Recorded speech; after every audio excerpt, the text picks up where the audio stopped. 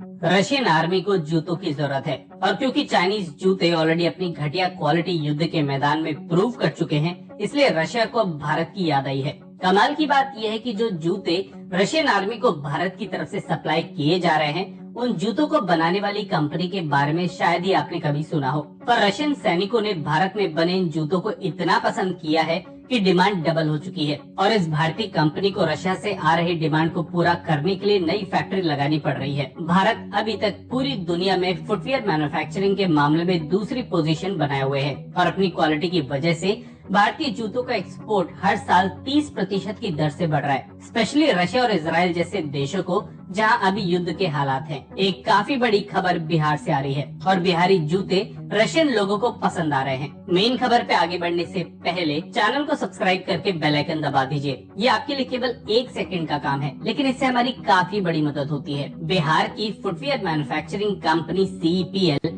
आज हर साल करीबन 15 लाख सेफ्टी शूज दुनिया भर में एक्सपोर्ट कर रही है और रशियन मार्केट के अलावा बिहार बेस्ड इस कंपनी का market USA, Europe, middle east और एशिया के कई बड़े देशों तक फैला हुआ है। आपको बता दें कि इस कंपनी का 90% रेवेन्यू आज एक्सपोर्ट मार्केट से आ रहा है और रूस से आ रही जबरदस्त डिमांड की वजह से अब ये कंपनी एक और प्रोडक्शन यूनिट लगाने जा रही है। अभी और सुनिए, बेल्जियम की सेना की तरफ से भी जल्द ही कुछ नए ऑर्डर्स इस भारतीय कंपनी को मिल सकते हैं और इस कंपनी के ऑफिशियल्स का दावा है कि बिहार में बने ये जूते अब कई देशों में चाइनीज जूतों को बाहर का रास्ता दिखाना शुरू कर चुके हैं। इन सब अच्छी बातों के अलावा एक बुरी खबर भी है और वो ये कि भारत ज्यादा दिनों तक जूतों के एक्सपोर्ट को लेकर दूसरे नंबर पे नहीं रहने वाला, क्योंकि बांग्लादेश काफी तेजी से टेक्सटाइल इंडस्ट्री में भारत को पछाड़ने के बाद अब फुटवियर इंडस्ट्री में आगे बढ़ रहा है। साल 2023 से 2024 के बीच जहां बांग्लादेश का फुटवियर एक्सपोर्ट $1 बिलियन से $1.7 बिलियन तक बढ़ा,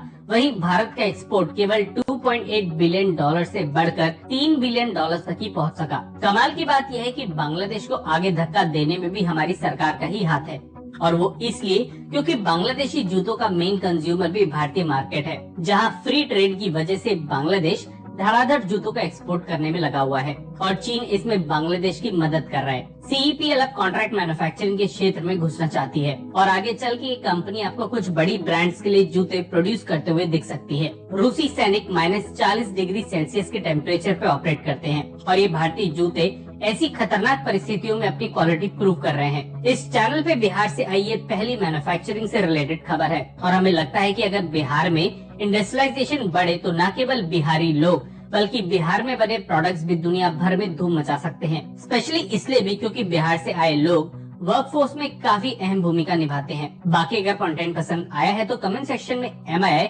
यानी मेक इन इंडिया लिखने के बाद वीडियो को लाइक भी कर दीजिएगा। धन्यवाद।